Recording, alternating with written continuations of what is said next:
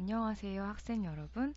오늘 이 시간에는 심폐소생술에 대해서 배워볼 거예요. 심폐소생술은 사실 사람을 살리는 기술이지만 이론에 대해서 우리가 정확하게 알고 있으면 좀 더 효율적으로 시행할 수 있기 때문에 이번 시간에는 심폐소생술의 이론에 대해서 설명을 해드리겠습니다. 우리가 11년 전쯤에는 지금은 뭐 지하철역이나 뭐 쇼핑센터나 아니면은 학교 같은 데서 쉽게 볼 수 있었던 자동 제세동기가 그때는 그렇게 흔한 것이 아니었어요. 그리고 사람들이 심폐소생술에 대해서 잘 알지 못했기 때문에 대부분의 사람들이 심장 정지 환자가 발생했을 때 심폐소생술을 제대로 시행하지 못했어요.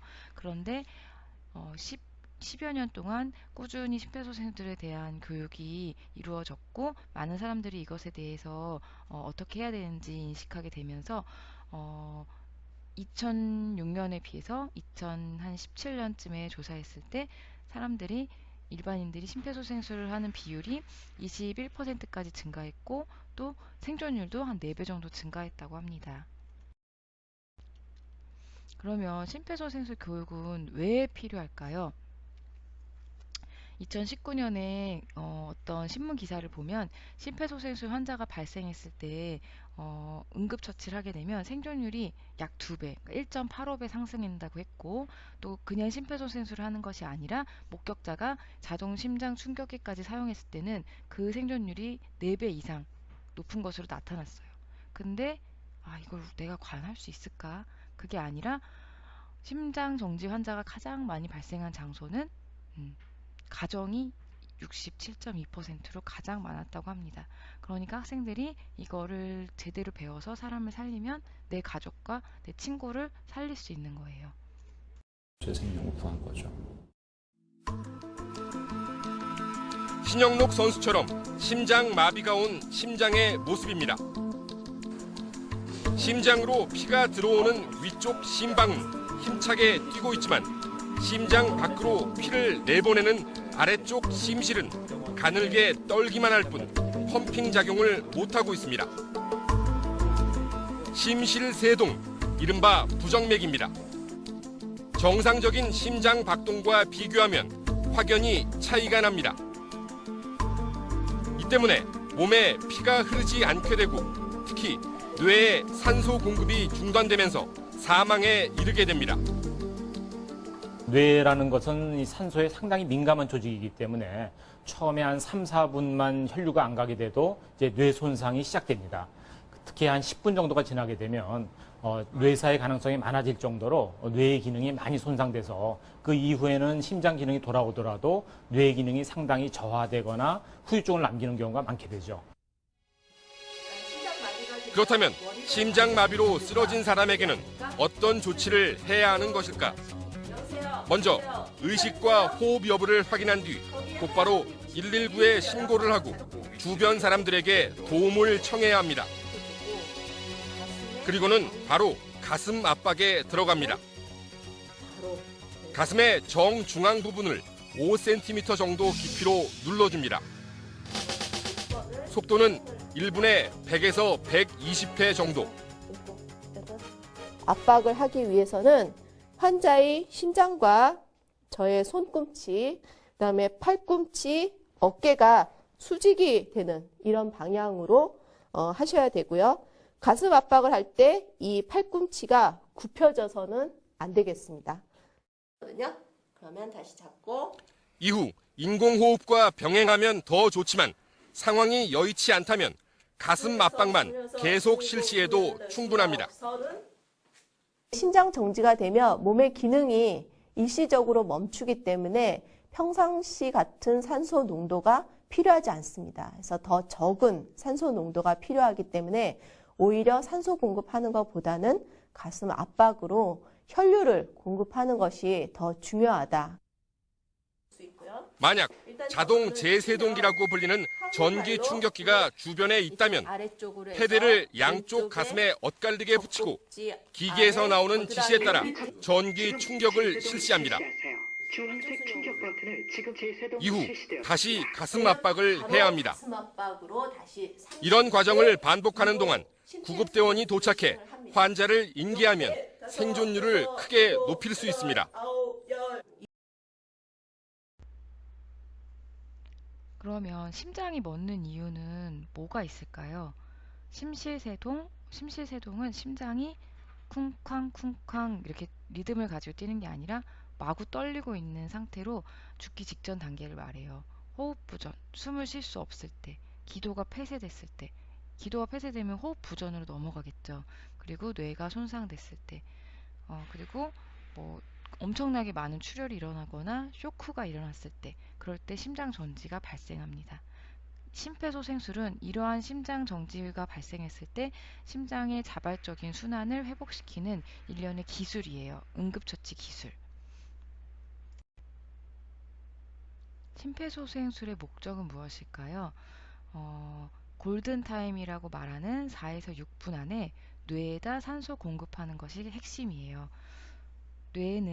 뇌나 우리 신경세포는 한번 손상되면 다시 회복되지 않아요. 우리가 뼈가 부러지면 뼈가 다시 붙고 근육이 손상돼서 파열되면 뭐 다시 안 쓰고 뭐 수술한다든지 해서 붙이고 그리고 상처가 나면 그 상처가 회복이 되지만 뇌와 신경세포는 한번 손상되면 돌아올 수 없어요. 그래서 비가역적인 손상을 방지하기 위해 심폐소생술을 하는 거예요. 그러면 심장, 뇌, 그의 주요 장기에 산소와 영양분을 공급하기 위해서 우리가 압박을 하면서 혈액순환을 강제로 시키는 거예요. 그러면 의료진이 도착할 때까지 생명을 연장시킬 수가 있어요. 우리가 심장 정지 환자를 살려내기 위해서는 이 5가지의 생존 사슬이 유기적으로 연결되어서 살릴 수 있다고 해요. 첫 번째로는 심정지 예방. 평상시에 심정지를 예방하기 위해서 건강관리를 잘하는 것이 중요합니다. 두 번째는 만약에 정말 심정지 환자가 발생했다면 이것이 심정지 징후인지 정확하게 확인하고 119에다 신속하게 신고하는 것이 중요해요. 그리고 신속한 심폐소생술. 그래서 목격자가 심폐소생술을 정확하게 해줬을 때 심정지 환자의 생존율이 2배 정도 증가한다고 합니다. 이것이 심폐소생술 교육이 중요한 이유겠죠. 그리고 신속한 제세동. 그래서 제세동 처치를 빨리 시행할수록 효과적으로 심장을 살려낼 수 있습니다. 그리고 5번째 마지막 효과적인 전문 소생술과 심정지휘 통합치료는 사실 우리가 할 수 있는 건 아니지만 이 환자를 빨리 병원으로 후송시켰을 때 약물이 투여하고 뭐 혈관 수축제를 쓴다거나 아니면은 항부정맥제를 쓴다던가 이거는 병원에서 전문적으로 이루어지는 치료를 말해요. 심폐소생술은 9단계로 진행이 됩니다. 첫 번째, 환자 발견 및 반응 확인. 두 번째, 이때 반응이 없다면 119에 신속하게 신고하고 또 옆에 다른 사람에게 지목해서 자동 제세동기를 갖다 달라고 요청합니다. 세 번째로 진짜 숨을 쉬는지 안 쉬는지 10초 이내에 확인합니다.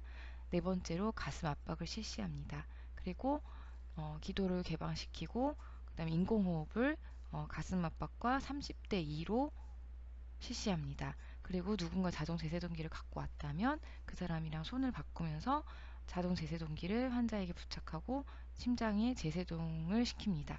그리고 환자가 회복됐다는 징후가 있을 때까지 가슴 압박과 인공호흡을 반복합니다. 만약에 환자가 회복되는 징후가 보였을 때는 환자를 옆으로 눕히거나 해서 회복 자세를 취해줌으로써 우리가 환자를 살릴 수가 있습니다.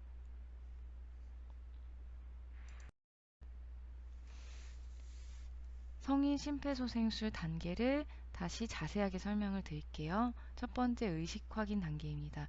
환자의 반응을 살피고 환자의 어깨를 가볍게 두드리면서 여보세요, 괜찮으세요? 라고 물어보면서 이때 반응이 없다면 의식이 없는 것입니다. 선생님, 저희는 성인이 아직 아닌데요. 라고 질문할 수 있는 학생이 있을 수도 있어요. 근데 심폐소생술에서는 8세 이상이면 성인과 똑같이 심폐소생술을 시행하시면 됩니다. 두 번째로 구조 요청을 하게 됩니다. 환자가 정말 반응이 없는 경우 주변 사람들에게 도움을 요청합니다.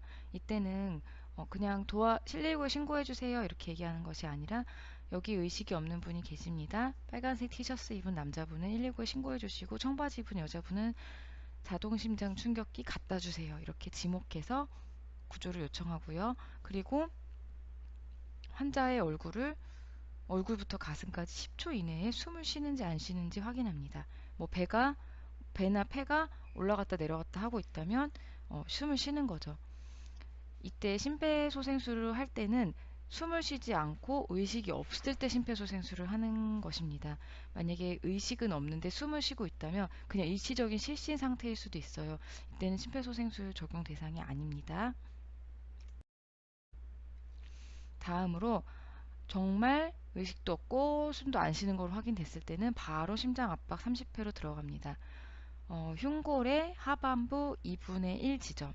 말이 어려운데 예전에는 양유두 사이라고 했어요. 그래서 그림에서 보면 양유두 사이가 되겠죠. 그래서 이 부분을 분당 100에서 120회 속도로 5에서 6cm 깊이로 압박합니다. 이때 손은 깍지를 끼는데 손가락은 펴서 손가락은 늑골에 닿지 않게. 왜냐면 손가락이 늑골에 닿으면 압박을 하면서 늑골이 다 부러질 수 있기 때문에 손가락은 늑골에 닿지 않게 깍지를 껴서 위를 젖힙니다. 엉덩이를 들고 환자의 위에 몸이 올라오는 정도까지 해서 체중을 이용해서 압박을 하고 그 다음에 누르고 난 다음에는 다시 떼고 이완을 해줘야 이게 심장 압박이 제대로 시행되게 됩니다. 올바른 가슴 압박 자세를 설명을 드리겠습니다. 환자의 몸과 나의 몸이 엉덩이를 완전히 들어서 수직이 되게, 그리고 팔은 꺾이지 않게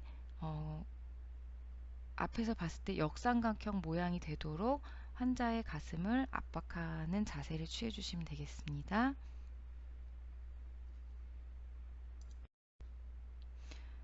가슴 압박 위치를 해부학적으로 봤을 때 어느 부위가 눌리냐면 갈비뼈 사이에 있는 흉골이 눌리게 됩니다. 이 그림에서 보면 보이죠.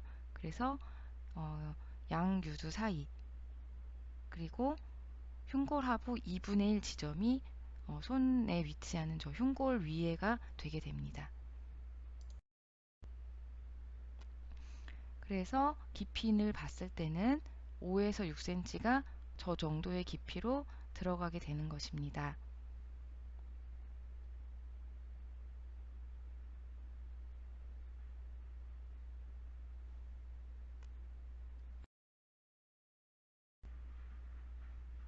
잘못된 압박의 자세를 보면 첫 번째 사진은 손가락을 올리지 않았어요. 그래서 늑골이 이 자세를 했을 때 늑골이 부러질 수 있습니다. 두 번째는 환자의 몸과 나의 몸이 수직이 되지 않았어요. 이때는 심장 압박이 정확하게 이루어지지 않습니다. 세 번째 사진은 환자의 그 심장 압박 부위가 환자의 정상적인 위치보다 손이 아래로 갔어요. 그래서 여기를 잘못 눌렀을 때는 우리가 늑골이 부러지면서 간을 찌를 수 있기 때문에 정확한 위치가 중요합니다. 다음으로는 기도 개방을 시키도록 합니다. 머리 기울기, 턱 들어 올리기 기술이라고 하는데 기도 개방과 인공호흡은 사실 전문적인 심폐소생술에 들어가고요. 만약에 학생들이 이런 심폐소생술을 해야 되는 환자를 만났을 때 이 사람이 뭐 입에서 피가 나고 있다거나 이 사람이 뭔가 질환이 있을 것 같아서 기도 개방과 인공호흡을 할 수 없는 상황이 되면 사실은 가슴 압박 소생술만 시행해도 됩니다.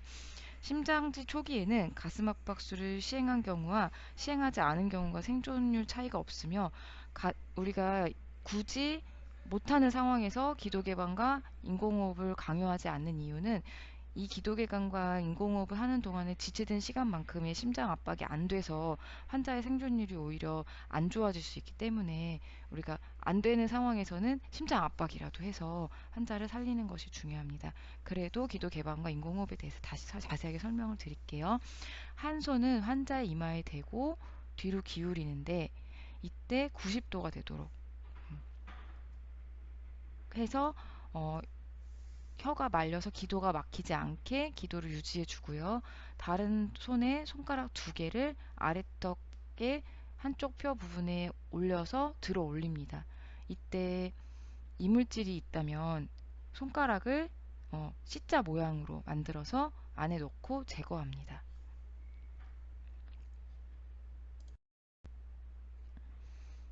그리고 나서 이제 인공호흡을 2회 하는데 이마에 손이 코를 막고 환자의 입을 완전히 덮은 뒤에 1초 동안 너무 세게 많이 불어넣으면 폐에 더 오히려 손상이 갈 수 있기 때문에 보통의 숨으로 후 하고 불어넣습니다. 그리고 코를 막았던 손가락을 떼서 들어갔던 숨이 나올 수 있게 해주고 그 다음에 다시 한번 2회를 합니다. 이때 가슴이 올라오는 것을 확인하는 것이 좋은데 어, 만약에 인공호흡이 가슴이 올라오지 않아서 실패를 했더라도 10초 이내에 바로 가슴 압박으로 들어가야 됩니다. 만약에 되지 않을 경우에는 기도 개방을 다시 해보는 방법도 있고 근데 인공호흡을 꼭 해야 하는 경우도 있어요. 앞에서 우리가 잘 할 수 없거나 또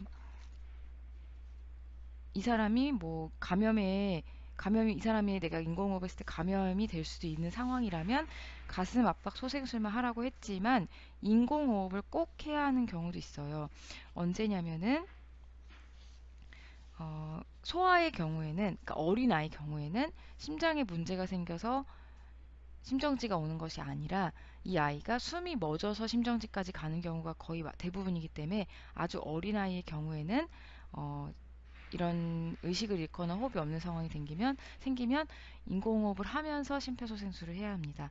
두 번째 경우는 익수사고, 즉 물에 빠져갖고 심정지가 발생한 경우에는 인공호흡을 하면서 심장 압박을 같이 해줘야 합니다.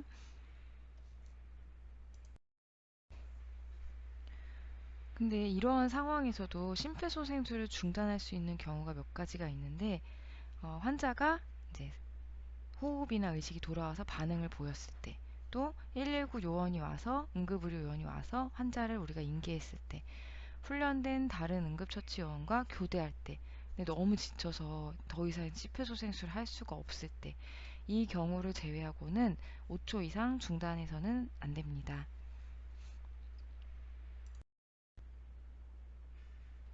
다음으로 자동 심장 충격기, 자동 제세동기 AED에 대해 설명을 드릴 건데 말이 어렵죠. 옛날에는 그냥 자동 제세동기라고 불렀어요. 근데 뭐냐면 앞에서 말했던 심장세동에 대해 설명 아까 했었죠. 그래서 심장이 리듬이 없이 계속 떨리는 상태로 거의 죽기 직전의 단계인데 이 자동 심장 제세동기를 붙여서 세동을 제거하는 거예요.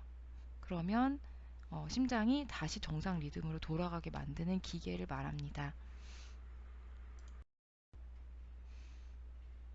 우리가 심장 검사를 한다고 했을 때는 보통 EKG라고 해서 심장 리듬을 읽는 검사를 하게 돼요. 그래서 심장이 정상적이면 정상 리듬을 보이겠고 만약에 심실세동이 있을 경우에 이렇게 불규칙적인 모양으로 나타나는데 재세동을 하게 되면 강한 전류를 일시적으로 통과시켜 심장이 다시 정상적으로 돌아오도록 충격을 주는 거고 자동 재세동은 빨리 하면 빨리 할수록 좋다고 합니다.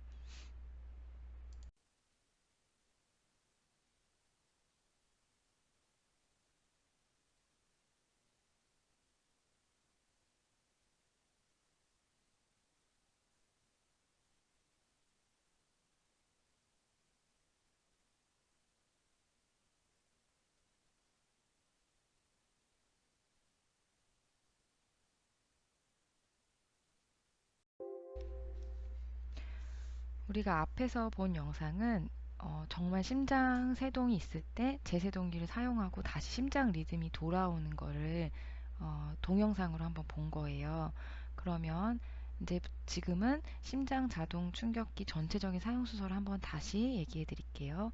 먼저 누군가 가지고 오면은 환자의 머리맡에 두고 전원을 켭니다. 두 개의 패드를 부착하는데 패드의 순서는 첫 번째는 오른쪽 쇄골 아래, 그다음에 두 번째는 왼쪽 아래 겨드랑이 중간선에 물기, 이물진, 털은 제거하고 붙입니다. 그 다음에 커넥터를 기계에다 연결해요. 그러면 기계에서 심장 리듬을 분석합니다. 환자에게서 떨어지세요 이러면은 환자에서 떨어집니다. 왜냐면 내가 손을 대고 있으면 내 리듬까지 같이 읽히기 때문에. 그리고 리듬을 분석해서 제세동이 필요합니다. 그러면은 제세동을 시행하고 즉시 기본 심폐소생술을 2분간 진행하는데, 이 기계가 붙여놓은 상태에서는 2분 동안 다시 또 2분 후에 다시 또 심장 리듬을 분석합니다. 이때도 심장 리듬이 돌아오지 않고 제세동이 계속 필요하면 이걸 계속 반복이 되는 거예요. 그러면 그림을 보면서 다시 설명을 드리면, 심폐소생술이 반응이 되지 않는 환자의 머리 윗부분에 기계를 놓고 전원을 켜고 패드 2개를 분착하는데, 하나는 오른쪽 쇄골뼈 아랫부분, 하나는 왼쪽 겨드랑이 밑에 부착을 하는데, 그러면 이 패드 2 사이에 심장이 놓이게 되면서 전기 충격을 주면서 세동을 제거시키는 겁니다. 그러면 기계가 심장 리듬을 분석할 때는 분석 중입니다. 환자에게서 떨어지세요 라는 말이 나오면 환자에게서 떨어지세요 라고 얘기해서 주변 사람들에게 알리고, 환자의 상태를 살핀 후 필요시 심폐소생술을 2분간 시행합니다. 만약에 제세동이 필요하다고 나오는 경우에는 제세동 버튼이 깜빡깜빡 거리면서 음성 안내가 나오면, 이때는 강한 전기 충격이 환자에게 들어가기 때문에 환자에게 붙은 부분이 있으면 충격을 받을 수 있으므로 환자에게 떨어지도록 알리고 제세동 버튼을 누릅니다. 다음으로는 이 과정에 대한 동영상을 한번 보면서 마지막으로 마무리를 하도록 하겠습니다.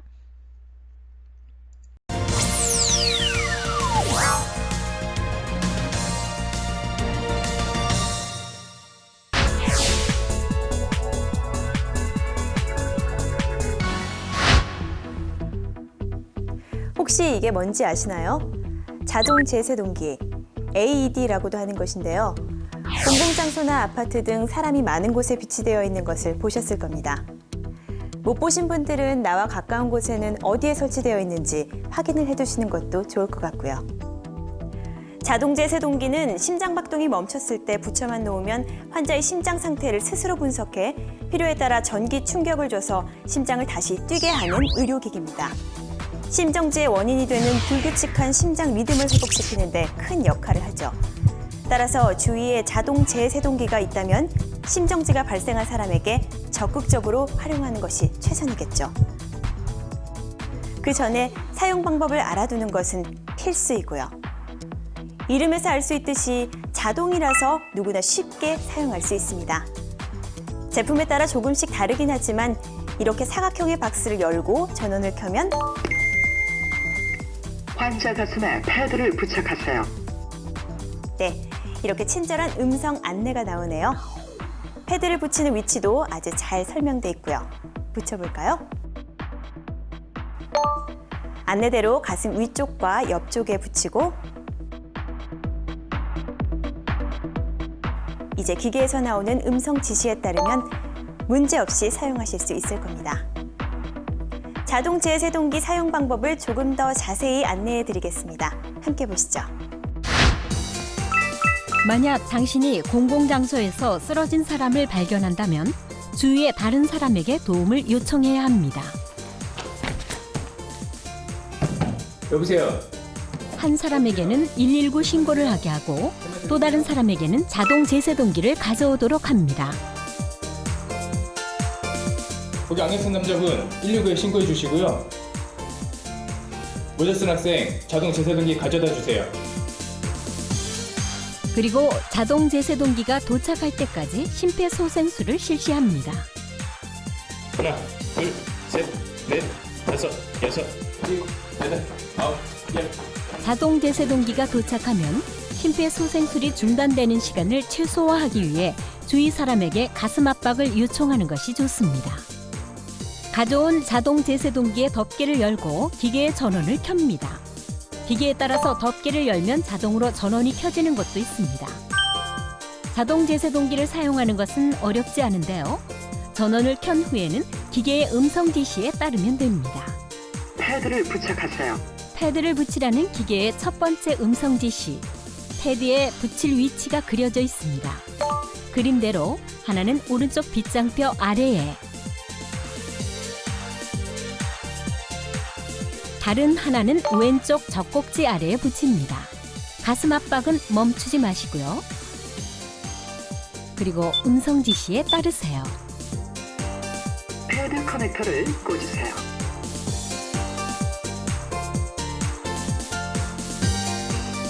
접촉 금지. 이때는 가슴 압박을 하는 사람은 물론이고 주위 사람들까지 모두 환자에게서 떨어지도록 해야 합니다. 제세동 필요합니다. 충전 중.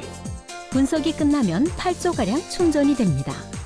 이 시간에도 가슴 압박을 멈추지 마세요. 환자로부터 떨어지세요. 떨어지세요. 환자와 접촉한 사람이 없는 것을 다시 한번 확인한 뒤에 제세동 버튼을 누르고요. 제세동이 실시되고 나면 즉시 심폐소생술을 다시 시작하세요. 만약 심폐소생술을 하는 사람이 힘들어한다면 번갈아 가면서 실시해 가슴 압박이 중단되지 않도록 해야 합니다. 다시 한번 정리해보죠.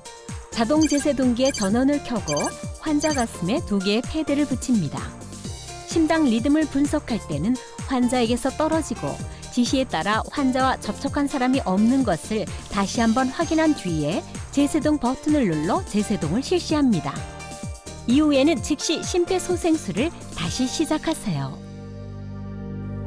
어떠세요?